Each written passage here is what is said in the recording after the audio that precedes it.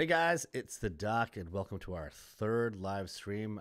We're going to be streaming the third video that we posted to our membership section. Again, these are intended to allow folks who are not members or are unable to become members to check out some of our new content. And this video is going to be a lipoma that we removed from one of the patients that I've actually removed a bunch of lipomas from, and we've posted a bunch of videos from. So as usual, I'll kind of walk you through my thought process and what I'm doing during the video. If you guys have any questions or comments, please, you can type them in and I'll address all of them. I'm happy to have all you guys here, and let's just get right into it. So as I mentioned, this patient came in for removal of a lipoma, and we've taken out a bunch of his lipomas.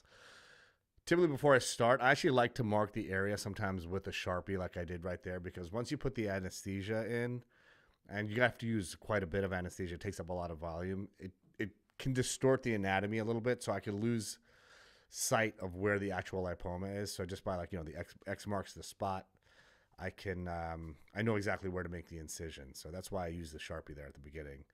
And now I'm just going around and numbing. Some of the comments that I've seen on TikTok is like, why am I just stabbing the needle in and injecting? Well, the patients actually, after I do that first numbing shot, they're actually numb. This stuff works relatively instantaneously, and I'm just injecting into spots that are already numb. So it actually there's not that much discomfort for the patient. They feel a little bit of the distension from the anesthesia. This just stretches the skin. But in terms of feeling sharp, they don't really feel much. And here I'm just testing to make sure my patient is numb.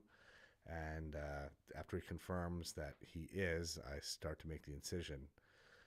So frequently for lipomas, rather than doing an elliptical excision, just because they are kind of very close to the surface and protruding from the skin, I'll try to make just a straight linear incision if I can and just tease the lipoma out of that.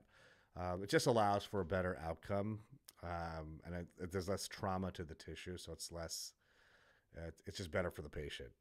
So that's what I did here. I just made a linear incision, and here I am just undermining using my blunt scissor, just so I could tease the lipoma out of a smaller incision. So the goal generally for me is to make the smallest incision possible, just because it leaves the smallest scar behind. Most patients they want to get the lipoma out, but 2 years down the road, they don't want to be reminded of it. So here it just popped right out, as you can see. So I popped it out. That we put in some formalin. We sent it off to pathology to make sure we're not missing anything. Everything that we remove from the skin is sent for pathology, because 1 in 1,000 times, there'll be a surprise. I mean, really more like 1 in 10,000 times, but I have seen them. So that's pretty much it. Just this thing popped right out. I'm just cleaning things up a little bit here. So some of the fat that I'm removing here is not actually lipoma fat. It's just subcutaneous fat that's surrounding the lipoma. But the reason why I do that is, again, to optimize the cosmetic outcome of the procedure. So I just want to make sure everything's pretty well cleaned up before I put my sutures in, which is what I'm doing now. And here I'm using what are called vertical mattress sutures, just to close up some of that dead space.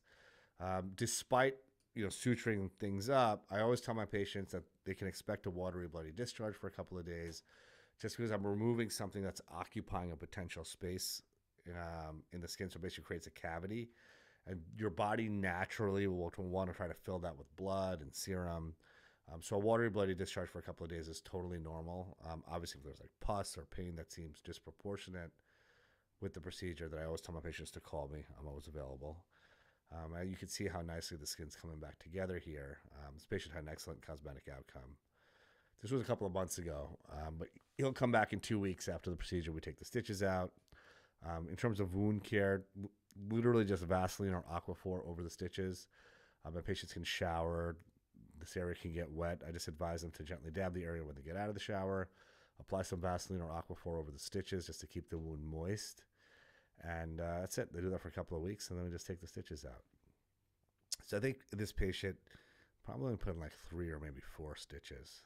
So this is the second one going in here.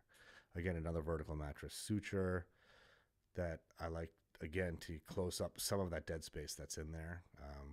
It just allows for more optimal healing, quicker healing. Any questions coming through, Isabel? So if you guys have any questions or any comments at all, please fire away. I love interacting with you guys in this way, so don't be shy.